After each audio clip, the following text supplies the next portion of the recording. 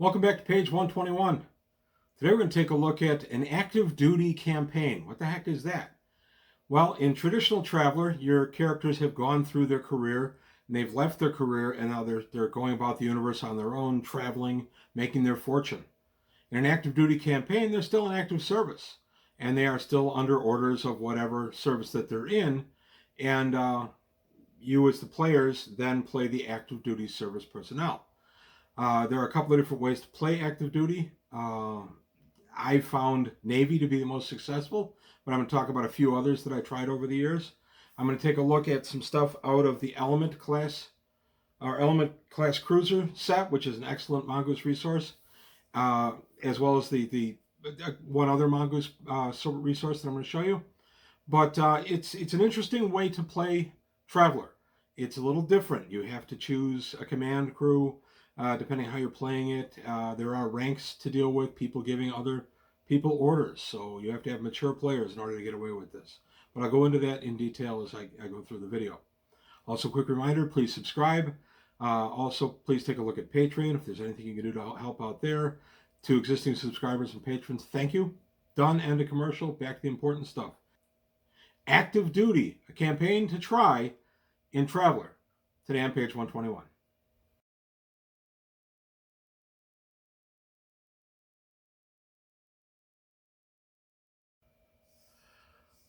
So active duty campaign, not an original idea to me.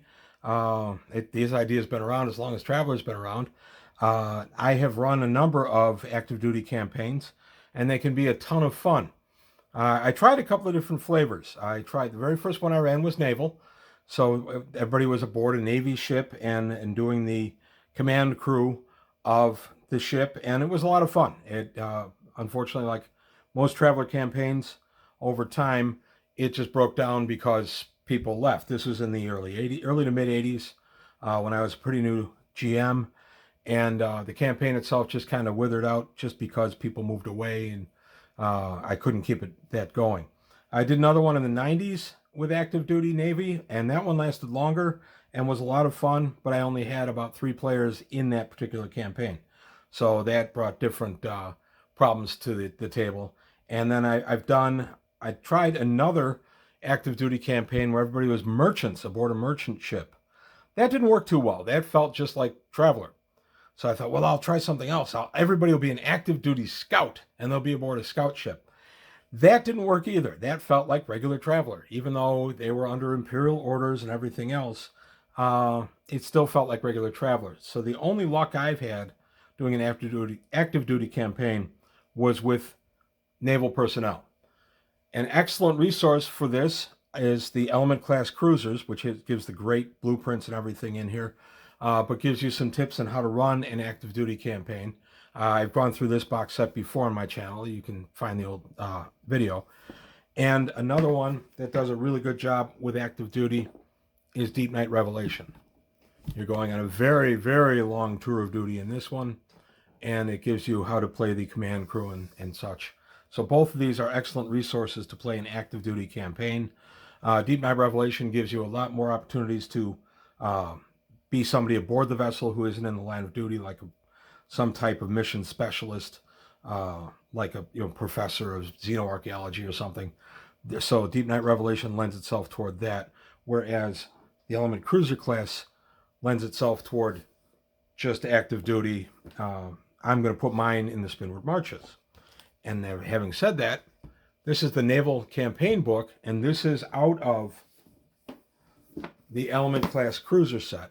So this book came from this box set, and I am going to be doing an active duty campaign very soon, I hope. We've had a little bit of COVID rip through our group in the last couple of weeks, so we haven't been playing much. But once everybody's healthy again, I want to lock in a Traveler night, and I have an existing campaign where they're pirates. But I also want to start a new campaign where they're going to be active duty aboard an Element class cruiser.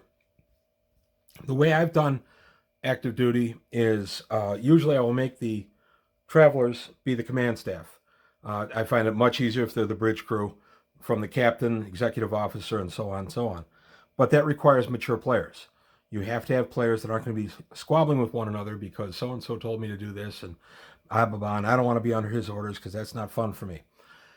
Fortunately, I have that. I have a group of players that have no problem playing this, and the way we actually play it is the captain, see the air quotes, will go ahead and he'll make the orders and the decisions. But really, what'll happen is the players as a group will discuss the situation.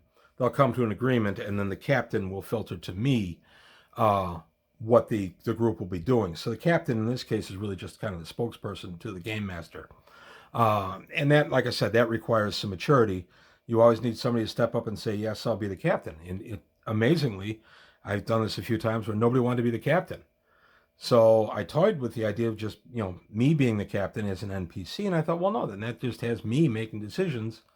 Even if they're filtered through the rest of the players, it still is me making the decisions aboard the ship. And that's just no good. So I have a captain, an executive officer, and so on. And I said in the one I ran in the 90s, I only had 3 players. That limited my options. I had a captain, a first officer, and I think a navigator, and that was it. And then the rest were all NPCs. The other way I've done an active duty is you take the command staff, you leave them there, and then you play midshipman, where you're playing the mission specialist or you're playing the guy who's going to actually go down to the planet and make first contact. Because, of course, the command crew would not be doing that. They would send lower uh, echelon people to make those contacts, and then they would make decisions based on information given them.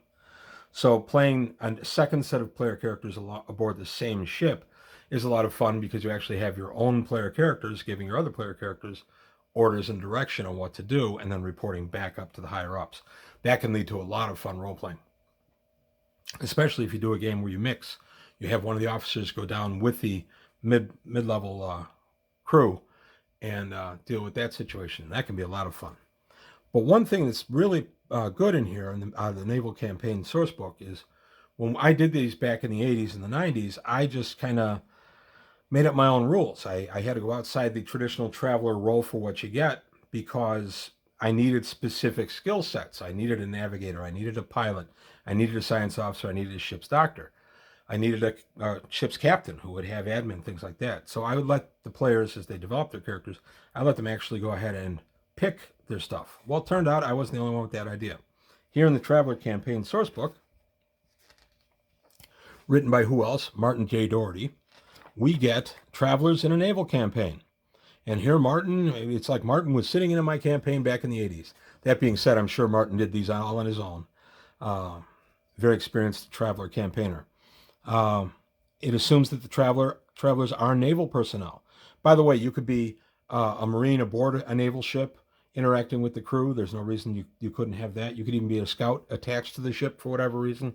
So there are ways to bring people in. And that'd be a real good way if you have somebody who's not going to be able to play on a long-term basis. Every once in a while, we have a friend of one of our players who comes in from out of town, and he's a role player from way back. So when he's in town, I get a phone call and say, hey, he's in. You interested? I say, sure. Well, if the game's Traveler, I'll make him a one-time guest star, and maybe he'll be a Marine or somebody from the Scouts who's just attached to the mission for that one day. But it says right here, the travelers should be the decision makers. Travelers should be important to the mission and running of their ship, but that does not always translate to high rank or position on the bridge. Many of the ship's most important functions take place away from the bridge, may be carried out by relatively low-ranking personnel. As a general rule, the travelers should be the people who solve problems for the ship. The ship's chief engineer might never set foot on the bridge, but she is consulted when there is a technical problem. The master-at-arms is not an officer, but the captain relies on him for specialist advice. On the other hand, it may be that some of the bridge officers are always in the presence of people who outrank them and never get to exercise their own initiative. Thus, travelers should be assigned roles where they get to make decisions rather than simply being given the highest ranking position aboard a vessel. I agree with that to a point. I think if you're going to run a cohesive campaign, I find it's better to have the player characters actually be the command staff. I, as a GM, may write an adventure one way, but once it gets in the hands of the players, it can get shifted totally different ways that I never even thought of. Now Martin talks a little bit about assigning roles. Normally the travelers will be the most important persons on the naval mission. Usually means they're the most senior officers. Not all travelers want to be officers or have responsibility. I have encountered that. You can counter that by just having them take one of the lower ranking positions. Experience has shown that assigning very senior positions to travelers who are unsuitable can bring the whole campaign to a halt whilst everyone else waits for orders. Yes, that's the voice of experience speaking. I've encountered the exact same problem that Martin discusses here. I'm sure he and I ran into the same problems. The captain of a ship must be a traveler. This is a demanding role and should not be taken lightly. The captain will ultimately answer for everything that travelers in their ship do. After the role of captain is assigned, travelers should have more leeway in the roles they wish to take. However, roles should be assigned in order of how much decision making the travelers want to make. I find it really important for them to be the command staff, and I know my guys will have no problem. I already know. I always ask for a volunteer for captain. My captain volunteer will be either my son Adam or Craig. They're the two guys that always step up and say, "Yeah, what the heck? I'll take the responsibility." I like that. I like having that in my group of players. Not that the other players couldn't do it, because of course they could. They just choose not to. If more than one traveler wants a particular job, simply have them roll 2 dice 6. The highest total gets the position they want. And here we have the naval ship roles. Commanding officer, captain, minimum rank lieutenant to commander. Some small ships could be commanded by a lieutenant, while major warships will have a captain. And then executive officer would be minimum of a lieutenant, and so on down the list. So this is a really handy list to have. And if you want to roll for it, there's a way to roll for it. If you want players to pass off being the higher rank ones, Martin's got a little chart for that. Creating the travelers is really what I'm here for, though. Once the travelers know their role, their skill levels must be determined. It's assumed that advancement occurs in 2 out of every 3 terms of service. This indicates how old the traveler will be and how many terms they have served, which in turn can be used to determine skill levels, as shown in the Naval Traveler Creation Table. As you may have guessed by now, I'm an older Star Trek fan. My real basis is for the original series, of course, and Next Generation, although I have seen DS9 and Voyager, and enough of Enterprise. But so a lot of my references are going to be to the original series or for Next Generation. Interesting thing is in Next Gen, Jean-Luc Picard is not only the captain, he is also the oldest member of the team. But Kirk is not. Kirk, when he became captain, was the youngest captain of his starship at 34. So he is actually younger than his chief medical officer, his engineer, and his first officer. I thought that was pretty neat. So you can play with that a little bit too. Travelers are still in service. You don't get mustering out benefits. They are assumed to be D3 years in their current turn. When a traveler who needs to have served 3 terms to hold their current rank will be 30 plus D3 years old and somewhere in their 4th term of service. So pretty straightforward there. And then for naval character creation, we get a captain, 7 terms served, age 46. Automatic skills, melee blade 1, leadership 1, tactics naval 1, Soch plus 1 or Soch 10. And his skills will be 4 specialist and 4 command. For commander, 6 terms served, age 42. Melee blade would be an automatic skill, leadership 1 and tactics naval 1. And he would get 4 specialist skills and 3 command skills. A lieutenant commander, 5 terms completed. He would be 38 years of age. He would get automatic skills of melee blade 1 and leadership 1 with specialist 3 and command 3. Lieutenant, term served 4. He'd be 34 years old. Melee blade 1 would be an automatic skill and leadership 1 with 3 specialist and 2 command skills. Sub-lieutenant, 2 terms completed. He'd be 26 years old. Melee blade 1, leadership blade 1 would be automatic skills, 2 specialist and 1 command skill. Then we would get an ensign, 1 term complete, 22 years of age. Melee blade 1, he would get 1 specialist and 1 command skill. A master chief petty officer, which is a non-commissioned officer, 8 terms completed, 50 years of age, no auto skills, but he would get 3 Navy skills, 3 specialist skills, and 2 command skills. A chief petty officer, 7 terms completed, 46 years of age, no automatic skills, but he would get 2 Navy, 3 specialist, and 2 command. And a petty officer first class would get 5 terms completed, 38 years of age, endurance plus 1, 2 Navy skills, 3 specialist, and 1 command skill. So there you have it. This is what you need to really create your command structure. And if you're going to go with the non-commissioned officer, you get your chief petty officer. Pretty interesting. I like it. So then we get basic training. All enlisted Navy personnel receive the following skills at level 0: athletics, gun combat, mechanic, medic, steward, and vac suit. All naval officers receive the following skills at level 0. Oh, I'm sorry. All enlisted receive these, and all naval officers receive these at level 0: admin, astrogation, gun combat, leader, melee, tactics, and vac suit. Skills are selected from the Navy service skills table rather than randomly rolled. For each time a skill is chosen, add +1 to the level to a max of 4.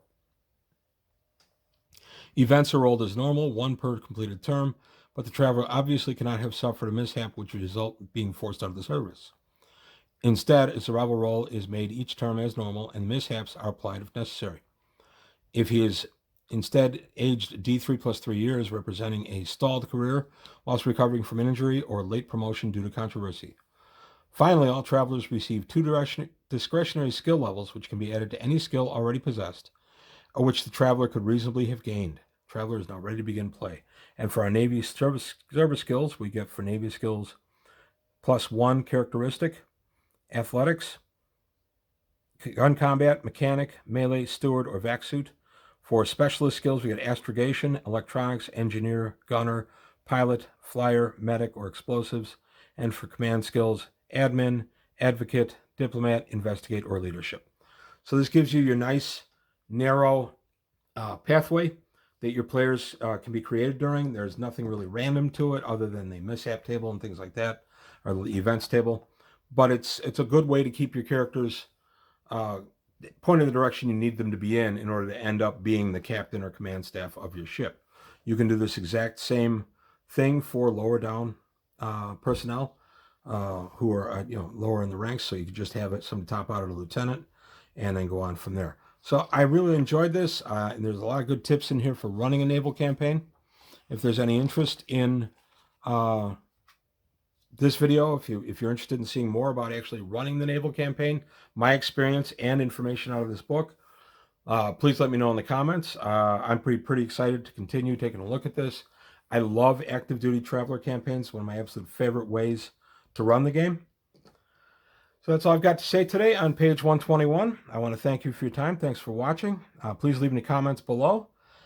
Please like and subscribe, and I'll see you next time on page 121.